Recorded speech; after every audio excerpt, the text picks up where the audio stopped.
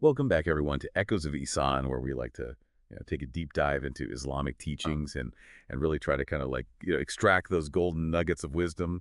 And today we're tackling a topic that you might not think is super exciting at first, but trust me, Wow. it's got some depth to it. We're going to be looking at Sahih Bukhari Hadith, book 69, and that book is all about drinks. That's right. When we think about the vast corpus of Hadith literature, it's fascinating how even the most basic acts, like drinking, can offer these profound insights into Islamic principles. You can almost imagine yourself being transported back in time to Medina, sitting with the Prophet Muhammad and his companions. And then it's not just about like quenching thirst, we're talking about a whole way of life. Okay, now you've got me intrigued. So Yeah. where do we even begin with a topic as broad as, drinks in the hadith? Like what's the starting point? Well, the most prominent theme that emerges right away is the prohibition of alcohol. And, it's not just a passing mention either. It's a recurring topic with some pretty powerful stories and lessons attached to it. Right, because alcohol and its prohibition are very, very significant in Islam. But I'm curious, what's the first thing that really jumps out at you from these hadiths on this topic? Well, for me, it's Hadith 481 that really kind of sets the tone for this whole discussion. It states that whoever drinks alcoholic drinks in the world and does not repent before dying will be deprived of it in the hereafter. Hmm. And this isn't just a mere suggestion. This is a clear declaration about the severity of consuming alcohol and the consequences that it carries in the afterlife. Yeah, that's a pretty strong statement. It really Yes. underscores how seriously Islam takes the issue of alcohol. But I'm wondering, is it just about abstaining out of fear of punishment, or is there like a deeper understanding here? You're right. There's always a deeper understanding. It's not just about following rules blindly, it's about comprehending the wisdom behind them. And for that, I think we need to turn to another compelling narrative, Hadith 482, which recounts the Prophet's experience during the night journey. You know, that miraculous ascension to heaven? Oh yeah, the Mirage, right, where he's offered a choice between wine and milk. Exactly. During the Mirage, the Prophet was presented with two cups, one containing wine and the other milk. He chose milk, and Angel Gabriel, who accompanied him on this journey, praised his choice, saying that if he had opted for the wine, his entire nation would have gone astray. Wow. That's that's a pretty powerful moment. Uh, I mean, it really shows just how crucial the prophet's choices were, not just for himself, but for the entire Muslim community. But it also kind of makes you think, like, why is alcohol seen as such a detrimental choice? that's where understanding the context of the time becomes so essential. You see, alcohol, particularly wine as we know it today, wasn't really that common in Medina during the Prophet's time. Hadiths 485 and 486 actually touch upon the scarcity. The primary alcoholic beverages back then were made from dates which were readily available in the region. So it's more about what was commonly consumed rather than, a specific type of alcohol. That's interesting. So did this factor into how the prohibition on alcohol was introduced? Absolutely. The prohibition wasn't like a sudden event. It was actually a gradual process, as highlighted in Hadith 490. Hmm. It seems like it was revealed in stages, and particularly when those date-based alcoholic drinks were the most prevalent. Imagine living in Medina at that time, being accustomed to your date drinks, and then all of a sudden receiving this new revelation. It must have been a pretty significant shift in their daily lives. It makes you realize that these teachings weren't just abstract concepts. They were directly addressing the realities of the people living at that time. It really humanizes the whole process. It does. And to further kind of illustrate this point, we have Umar's sermon, which is documented in Hadith 487. As one of the most prominent companions of the Prophet Umar, played a pivotal role in explaining and implementing this prohibition. Oh, right. He very clearly laid out the reasons behind the prohibition, and he did it in a very practical way. Yes, in his sermon, he very meticulously lists the five primary ingredients that were used in the alcoholic drinks of that era: grapes, dates, honey, wheat, and barley. And he emphasizes that any drink that's derived from these ingredients and is capable of intoxicating the mind is strictly forbidden. That's so interesting how Umar, even as a leader, felt the need to explain the logic behind it. It makes it much more relatable and understandable for everyone. Absolutely, and it speaks to the importance of education and transparency in Islamic teachings. It wasn't just about imposing rules, it was about fostering understanding and encouraging people to make informed choices. And this approach is further evident in the immediate response of the companions to these new rulings. You're talking about Anas, right? The one who was serving the date drink when the news about the prohibition came down? Precisely. Hadiths 488 and 489 recount this really vivid anecdote. Anas was serving a drink made from dates when the announcement prohibiting alcohol was made. And Abu Talha, upon hearing this news, immediately instructs Anas to pour out the entire batch. It demonstrates the swift acceptance and obedience of the companions. Wow. It's remarkable how such a seemingly mundane act, the pouring out of a drink, becomes this powerful symbol of their commitment to following the Prophet's teachings. It speaks volumes about their faith and the transformative power of these revelations. It wasn't just theory, it was changing their everyday practices. And this commitment to clarity is also evident in how the Prophet addressed any potential loopholes or ambiguities, right? Absolutely. Hadith 491 perfectly exemplifies this. When asked about al-Beet, which was a honey-based drink that was common in Yemen, the Prophet unequivocally stated that any drink, regardless of its source, if it leads to intoxication, is forbidden. And this really left no room for misinterpretation or selective adherence. So it wasn't about the specific ingredients, but the ultimate effect, the intoxication itself. Precisely. And this meticulousness wasn't limited to just the drinks themselves. It extended to the vessels that were used for consuming them. Hadiths 492b, 496, 498, and 500 actually delve into the prohibition of certain containers that were associated with alcohol. Okay, now this is where it gets really interesting for me. What were these containers and why were they specifically prohibited? Well, the hadiths mention containers like adaba, al-muzafat, al-hantam, and an-nakir. And these were vessels that were typically used for storing and serving alcoholic beverages. Now, what's fascinating is that even though the prohibition centered on the alcohol, these containers themselves became symbolic of its consumption. So even using them for non-alcoholic drinks was discouraged. That's a pretty strong measure. It was about creating a clear distinction, breaking away from the associations and habits linked to alcohol. It's almost like saying, let's start fresh with new vessels for this new way of life. However, the Prophet wasn't insensitive to the practical challenges people might face in finding suitable alternatives. Right, like the permission that was given to use clay jars. Yes. Hadith 497 shows the Prophet's understanding and compassion. When people expressed difficulty in finding replacements for these prohibited containers, he allowed the use of clay jars that weren't coated with pitch, which was a common sealant at the time. It shows a really remarkable balance, doesn't it?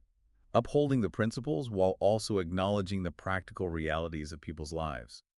But this flexibility didn't mean that anything was permissible, right? Exactly. There were still boundaries. Hadith 501, for example, prohibits the use of green jars for drinks.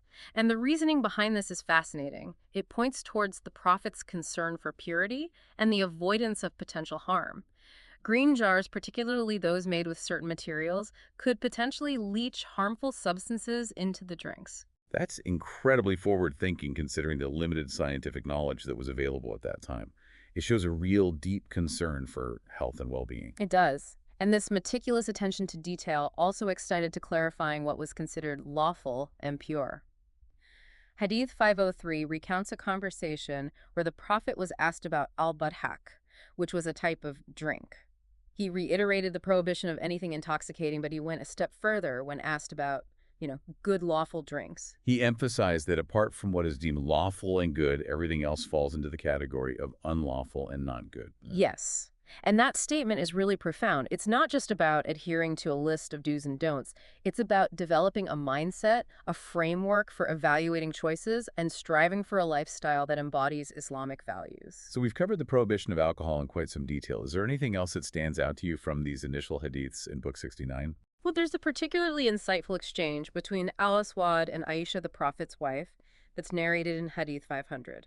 Al-Aswad inquired about the prohibited containers, and Aisha's response is really noteworthy. She emphasized that she could only relay what she had directly heard from the Prophet, and this really highlights the importance of authentic transmission in preserving the integrity of these teachings. That's such a crucial point, especially in a tradition that relies so heavily on oral transmission. It emphasizes the responsibility of scholarship and ensuring the accuracy of the information that's being passed down. Precisely. It's about safeguarding the teachings from distortion or personal interpretations. It's remarkable how much we've been able to glean from just this initial portion of Book 69.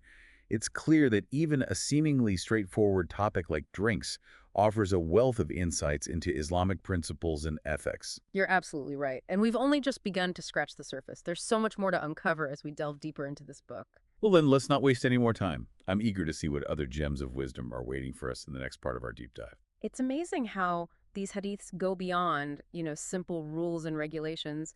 They offer these glimpses into the Prophet's life, his preferences, his habits. It's like we're getting to know him as a person, not just a prophet. Absolutely. It really humanizes the teachings, doesn't it? Yeah. And speaking of relatable, we know that the Prophet had a sweet tooth. Hadiths 504 and 518 mention his fondness for honey and, sweet things. Yeah, it's a beautiful reminder. Even amidst the weight of prophethood, he found joy in those simple pleasures of life. And I think it also underscores an important aspect of Islam, which is balance. It's not about denying yourself or, living this austere life. It's about finding that middle path and enjoying the good things in moderation. And speaking of balance, his generosity, especially with things that he loved, really stands out in these hadiths. Remember the story of Abu Talha's garden in Hadith 515, the one that the Prophet himself used to visit and enjoy? Yes. And when the verse about, giving in charity from what you love was revealed, Abu Talha didn't hesitate for a second. He offered his most cherished possession, a garden that held such special significance for both him and the Prophet. Such a powerful act of selflessness. Mm. Shows that following these teachings isn't about deprivation. It's about aligning your heart with your actions and, prioritizing others and ultimately seeking a higher purpose. Right, and that spirit of generosity shines through in even the simplest of acts, like, sharing a drink. Hadith 516, the Prophet gives the remaining milk to a Bedouin companion, and it really demonstrates his attentiveness and care for his guests.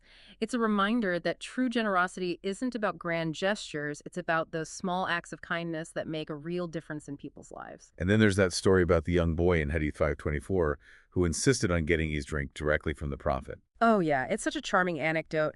The boy's eagerness and the Prophet's gentle compliance, they offer a glimpse into his compassionate nature and his love for children. Imagine he could have easily insisted on giving the drink to, the elders first, but instead, he honored the boy's request, teaching us a valuable lesson about humility and respecting everyone regardless of age. It's those small, unscripted moments that really reveal the most about a person's character. Exactly. And beyond these heartwarming stories, the hadiths also provide very practical guidance on drinking etiquette. Take, for instance, hadiths 510 and 511, where the Prophet advises covering drinks, even with just a stick across the top. Right, it seems like such a simple instruction, but there's a lot of wisdom in it. Absolutely. It highlights the importance of hygiene and protecting your food and drink from contamination. In those days, without refrigeration or modern methods of preservation, this kind of advice would have been crucial for preventing illness and, safeguarding health. It shows a deep concern for well-being, even in the smallest of details. Exactly. And this emphasis on practicality and consideration for others extends to the repeated instruction in Hadiths 529 through 533 about not drinking directly from the mouth of a water skin. I remember that. It seems like such a specific instruction. Why was that so important? Well, think about the context. In the desert, a shared water skin would have been like a lifeline. Drinking directly from it could easily spread germs, especially in the heat. So this seemingly small act of pouring the water into a cup becomes an act of care and respect for your companions, ensuring, everyone's health and well-being. It's incredible how these everyday practices become infused with these ethical considerations. It's like every action, no matter how mundane, can be an opportunity to practice Islamic values. That's the essence of Ihsan, isn't it? Striving for excellence in everything you do, even in this seemingly insignificant. And there's one more set of hadiths that I wanted to kind of explore, one that deals with a seemingly unexpected topic: gold and silver utensils. Oh yeah, that's something I was really curious about. What's the significance of that prohibition? Well, it's not just a random rule. It speaks to a much deeper Islamic perspective on wealth and materialism and, that balance between this world and the hereafter. Hadiths 536, 537, 538, and 539 all address this topic, and they offer some really profound insights. Okay, I'm all ears. Where should we start? Let's start with Hadith 536, which tells a really compelling story about Hudhaifa, who was one of the Prophet's companions. He was in Madain, and when he asked for water, the chief of the village brought him a silver vessel. And Hudhaifa, remembering the Prophet's teachings, immediately threw it away. Wow, that's a pretty bold statement. What was his reasoning? He explained that the Prophet had explicitly forbidden using gold and silver utensils for drinking. And he said, these things are for them, meaning unbelievers in this world, and for you, meaning Muslims in the hereafter. It's a powerful reminder that true value lies not in material possessions, but in spiritual attainment. You know this life is fleeting, and our focus should be on preparing for the eternal life in the hereafter, where such luxuries will be enjoyed by the believers. It's like shifting your perspective from immediate gratification to long-term fulfillment, recognizing that true wealth lies in spiritual growth and closeness to God. Exactly. And this message is further emphasized in Hadith 537, where the Prophet states, "Do not drink in gold or silver utensils, and do not wear clothes of silk or dibaj, for these things are for them in this world, and for you in the hereafter."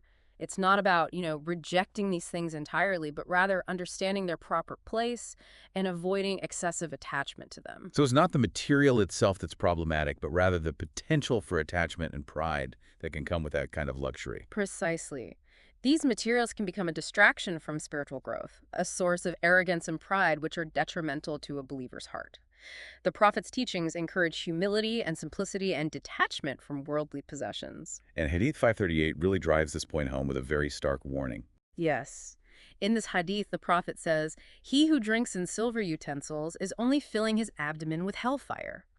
And this vivid imagery isn't meant to be taken literally, but rather serves as a powerful metaphor to emphasize the spiritual consequences of prioritizing, worldly luxury over spiritual well-being. It's like a symbolic representation of how consuming yourself with material possessions can lead to this kind of spiritual emptiness. That's a great way to put it. It's about recognizing that our choices, even in seemingly mundane matters like what we drink from, reflect our priorities and values. And all of these teachings are beautifully summarized in Hadith 539, where the Prophet lists 7 things to do and 7 things to avoid. Right, it's like a concise guide to living a balanced and fulfilling life. Exactly. He encourages acts of kindness, compassion, visiting the sick, fulfilling obligations, controlling anger, accepting invitations, and greeting people with peace.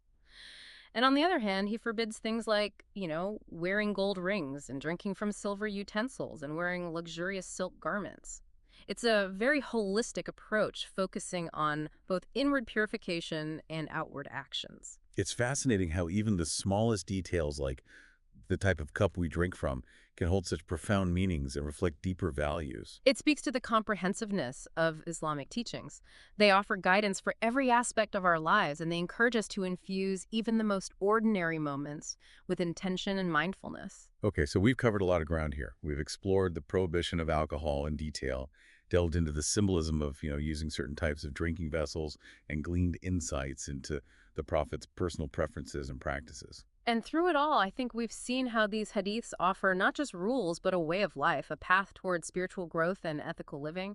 You know what really strikes me is that this entire discussion stemmed from something as simple as drinks. It makes you wonder what other seemingly ordinary aspects of our lives might hold such profound wisdom waiting to be uncovered. That's a beautiful thought to ponder. And perhaps that's the true essence of this deep dive. To inspire us to look deeper and to find meaning in the everyday and to strive for excellence in every aspect of our lives.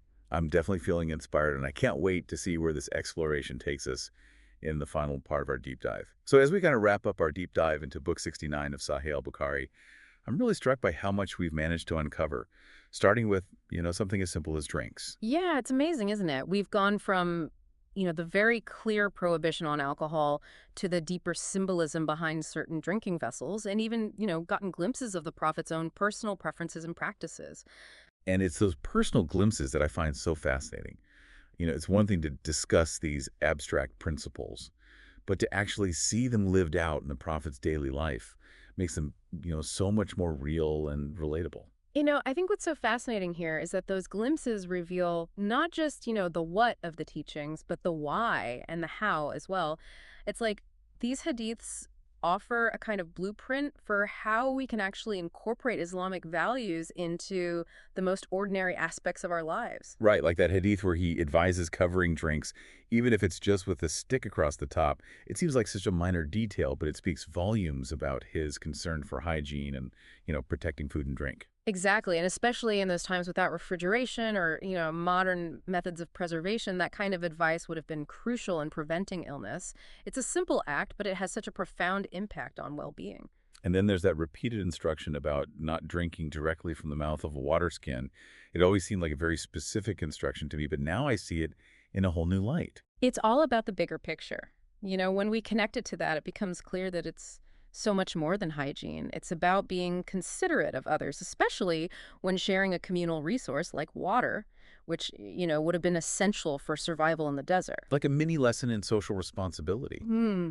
Recognizing that even our smallest actions can have an effect on those around us. Yeah. And it's that intertwining of, the practical and the ethical that I find so compelling about these teachings. It goes back to that concept of Ihsan, doesn't it? Striving for excellence in everything you do, even the mundane. Yeah. And I think these hadiths taken together paint such a vivid picture of how that principle can be embodied in our everyday lives. We started with drinks, and look where we're reflecting on generosity and hygiene and respect for others, Yeah. humility, and even the proper way to take a sip.